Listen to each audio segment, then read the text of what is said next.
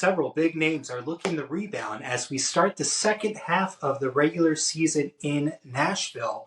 All three series are going to be hitting the track, and I'll have a schedule for you. And of course, since we're in Nashville, it's going to be time to kick up the heat in my kitchen. And I'll be making some Nashville hot chicken sandwiches and talking you through how I do that. Next on Racin-n-Braisin.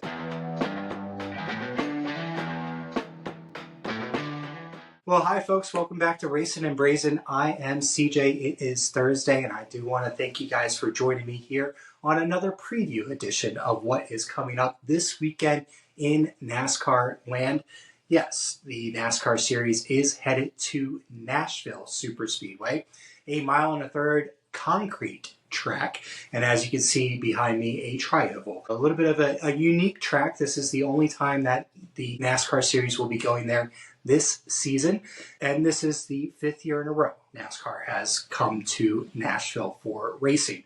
So before we dive into the schedule, I do want to touch on some news from this week. Earlier this week, we did hear some interesting news coming out of a NASCAR official's mouth. They are actively talking about increasing the horsepower on the cars, and that could happen as soon as this season. From everything that I have heard, the expected horsepower increase is going to be slight. They right now run at about 670 horsepower, and the increase is only going to be to about 750. But nonetheless, it adds another variable into the racing.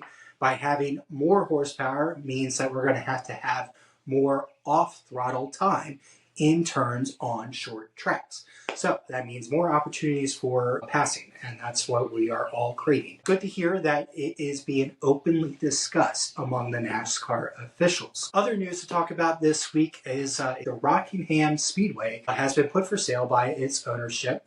The ownership stated that they are at the limit of what they can do to help the track along, and now they're putting it up for sale for another group to come in and take the track to the next step.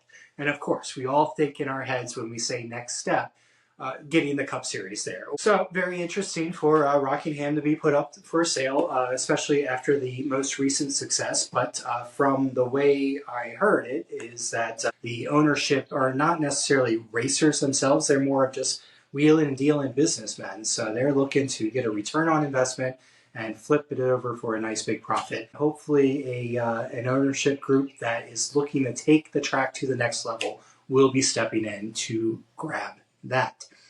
Okay, let's talk about some drivers that are going to be in need of a major bounce back this weekend at Nashville. I've got a couple on my list that I'll be paying close attention to. Of course, Kyle Larson is going to be on that list. He is expected to bounce back, of course, because it's Kyle Larson, and he's just, a very talented driver. But in particular, in the 4 races that they've had here at Nashville, he's had top 10 finishes in all of them, and he's even won one of those races. Plus, he's had a ton of laps led. So it should be no surprise if Larson goes out there and rebounds big time from the disappointment that was last weekend for him. I will also be looking at another Hendrick car to see if they can bounce back. Alex Bowman has just had some bad luck this season. They've definitely had the speed, but once again, last weekend in the 600 ran into some bad luck. So I'm looking to see if the 48 can turn that back around. I'm also going to be looking to see if Hamlin will run up front this weekend. I'm expecting him to. He runs really well here at Nashville. And last weekend at the 600, he was absolutely running well. Just had an issue on pit road to slow them down and affect their race finish. Like I talked on Monday's video, it definitely looked like it was going to be the Hamlin and Byron show at the end there. Unfortunately, it just didn't work out for him there. So I'm fully expecting the 11 team to also have a big bounce back weekend here in Nashville. And then finally, the big one that I talked about on Monday night's video, what in the world happened to Penske at the 600? Well, there's been a lot of talk about that this week, and the theories that have been bouncing around there is that the entire Penske group, in light of what happened, the big controversies out of Indy, is that the entire Penske racing group kind of took the foot off the pedal a little bit, slowed things down, and did not push any issue. Nobody across all of their racing teams wanted to have a single issue all weekend long. So that probably explains why they were a little bit off at Charlotte, but I'm fully expecting the Penske group to bounce back strong this week. Of course, looking to Ryan Blaney to be up front. And if you guys remember, Joey Logano won this race last year in a 5 overtime thriller, and he did it on fuel mileage. So if he's there at the end, fully expect him to be a contender for the win. Okay, guys, let's talk about the schedule. Like I said, all 3 series are going to be at the track this weekend. Things kick off Friday afternoon with truck practice and qualifying. That's going to be at 4:30 on FS1, followed by the truck race at 8 p.m. on FS1. Of note, Kyle Busch is going to be in the truck race this weekend. That takes us to Saturday. Saturday kicks off in the afternoon with Xfinity practice and qualifying on the CW app at 2 p.m., followed by Cup practice and qualifying at 4:30 on Prime. And then the Xfinity race is going to be at 7:30 on the CW and on PRN if you're listening on the radio. Of note in that race, Ross Chastain will be driving the number 9 for Junior Motorsports. And then that leads us to Sunday. Sunday's race is going to be at 7 p.m. on Prime. Yes, a late race. So I'm sure a lot of us are going to be having some drooping eyes by the end of it. Hopefully, we don't get a 5 overtime finish like we had last year that ran into the longest race of the season last year, over 4 hours long. I'm hoping we don't have that. I know I can't typically stay up that late anymore. And I know the vast majority of the older followers of NASCAR are not going to be able to do the late night racing. But fear not, there is racing all weekend long, especially Sunday afternoon. IMSA and IndyCar are in Detroit this weekend, so there will be racing to watch throughout the day on Sunday if you need to get your fix. Just look it up. Fox will be having the IndyCar, and I believe Peacock will be having the IMSA coverage. Okay, NASCAR rolls into Nashville this weekend, which means I am jumping all over the opportunity to show you guys how to make Nashville hot chicken sandwiches.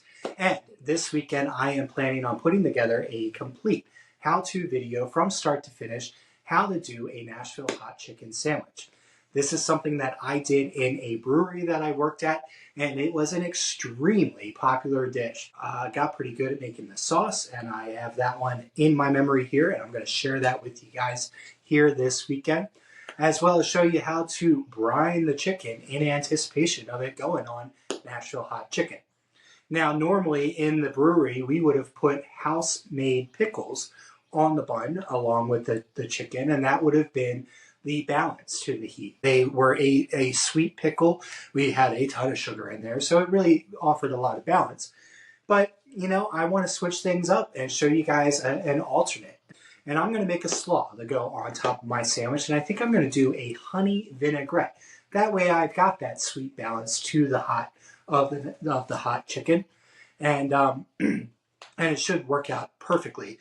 Plus, it'll give me a little bit of extra crunch, which I always love on a sandwich. So, be on the lookout this weekend for a complete how-to video from start to finish on a Nashville hot chicken sandwich, as well as keep an eye out for Sunday morning's pick video, where I will definitely give the picks between myself and my mom in our regular season competition, a little bit of preview of what is coming up Sunday evening, as well as a recap of what we saw throughout the weekend.